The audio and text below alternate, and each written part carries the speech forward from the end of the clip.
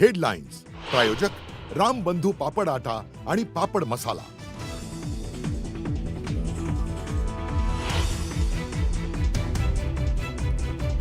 गेल्या 26 तासांपासून पुण्याहून मुंबईकडे येणाऱ्या मार्गावर वाहतूक कोंडी कायम। अखेर पुण्याहून मुंबईकडे जाणारी वाहतूक धीम्या गतीने सुरू। प्रवाशांचे मात्र प्रचंड हाल।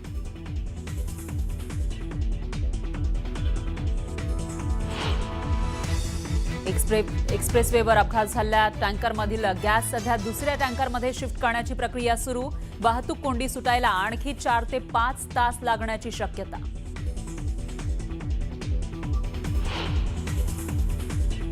वाहतूक कोंडीबाबत चौकशी करून शिफारसींसह अहवाल द्या। मुंबई पुणे एक्सप्रेसवेवरील वाहतूक कोंडी प्रकरणी मुख्यमंत्री फडणवीसांचे MSRDCला निर्देश।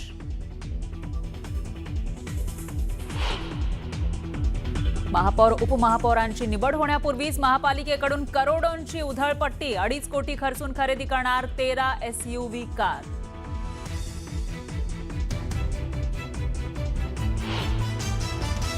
नवी मुंबई महापालिकेमध्ये भाजपचा सेफ गेम। महापौर पदाच्या निवडणुकीआधी सर्व नगरसेवकांना सुरक्षित स्थळी हलवलं।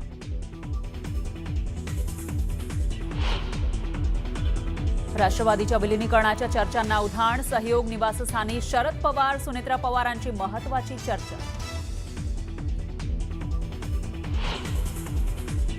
विलीनीकरणावर बोलण्याचा फडणवीसांना अधिकार नाही। शरद पवारांचा पुन्हा एकदा मुख्यमंत्र्यांवर निशाणा। तर अजितदादा आणि जयंत पाटलांमध्ये चर्चा होती। शरद पवारांची माहिती।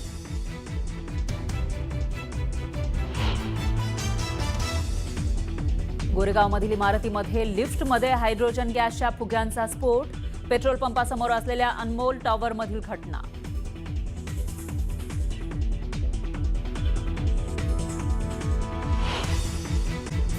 दोन राष्ट्रवादीचं विलीनीकरण होणार का या प्रश्नावरून सुरू असलेलं राजकारण काही थांबायचं नाव घेत नाहीये। आता या वादात राज्यातल्या 2 बड्या नेत्यांमध्ये शाब्दिक चकमक सुरू झाली आहे। मुख्यमंत्री देवेंद्र फडणवीस आणि शरद पवार यांच्यात आता जुंपल्याचं दिसतंय। त्यामुळे हा वाद विकोपाला जाण्याची चिन्ह आहेत का, सवाल आहे। अशा प्रकारचं कुठल्याही एकत्रीकरणाची चर्चा जर करत होते तर ते कुठली चर्चा भाजपशी चर्चा केल्याशिवाय करतील का?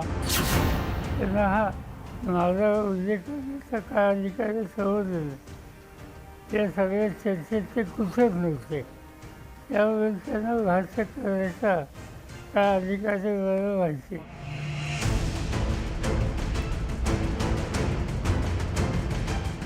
राज्यातील 2 बड्या नेत्यांमध्ये सुरू झालेला वाद काही थांबण्याचं नाव घेत नाहीये।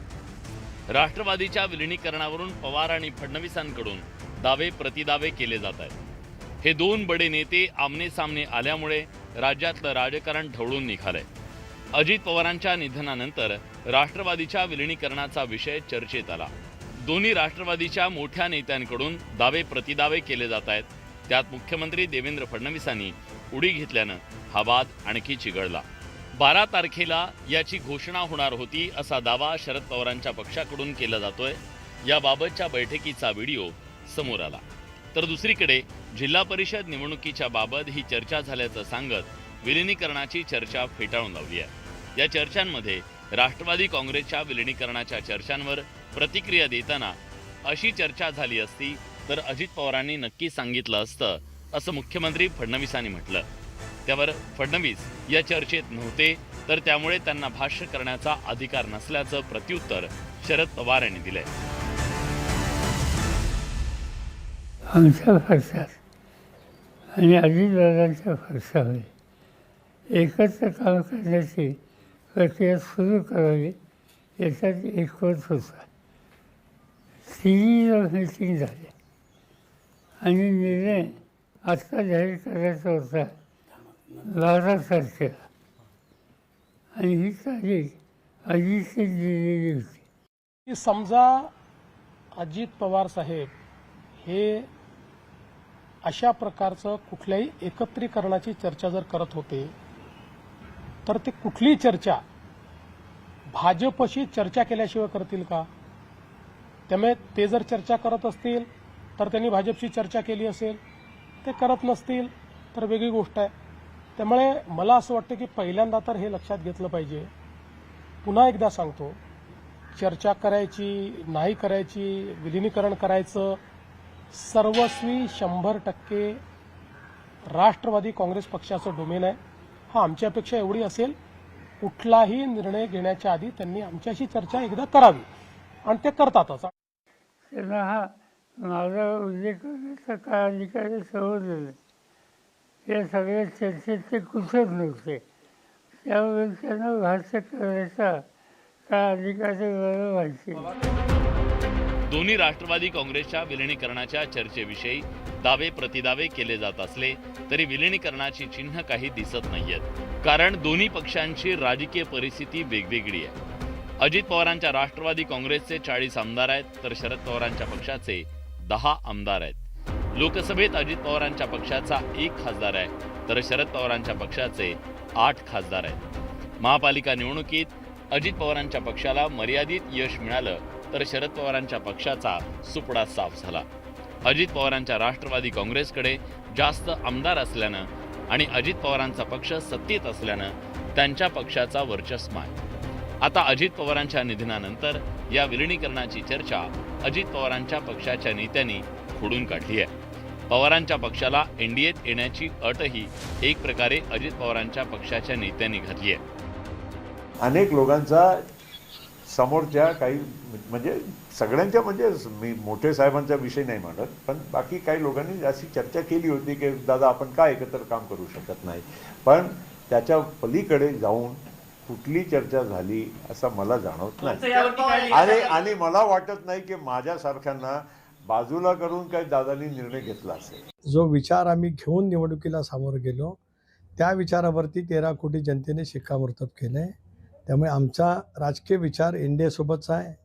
एनडीएसोबतच आमची पुढची वाटचाल आहे.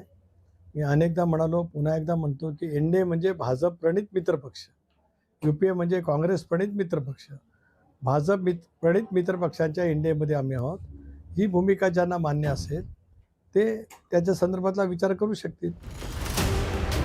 अजित पवारांच्या निधनानंतर आता पक्षाची सूत्र सुनेत्रा पवार यांच्याकडे आहेत तर शरद पवार यांच्या पक्षात सुप्रिया सुळे, रोहित पवार, जयंत पाटील, शशिकांत शिंदे अशा नेत्यांची फळी आहे. राष्ट्रवादी काँग्रेसच्या या विलिनीकरणाच्या चर्चेत प्रफुल्ल पटेल आणि सुनील तटकरे अडथळा आणतायत का अशी चर्चा सुरू झाली आहे. बघा, प्रफुल्ल पटेल यांचे दोन्ही पाय भाजपमध्येच आहेत, एक पाय नाही म्हणत मी. पटेलांचे, तटकऱ्यांचे, आणि ह्याचं कारण तुम्ही सांगताय तेच आहे की ज्या पद्धतीनं ED, CBIनं अनेक राजकीय नेत्यांवरती दबाव टाकण्यासाठी गुन्हे दाखल केले, छळ केला, त्याच्यामुळे कमजोर हृदयाची माणसं आहेत सगळी. आमच्यासारखी धाडसी लोक नाही आहेत ते जो होगाव देखा जाएगा. मी सुनेत्रा अजित पवार गांभीर्यपूर्वक प्रतिज्ञा करते की अजित पवारांच्या पत्नी सुनेत्रा पवारांना उपमुख्यमंत्री पदाची जबाबदारी दिल्याबद्दल शरद पवारांनी आनंद व्यक्त केला. आनंद आहे, संधीजी आनंद.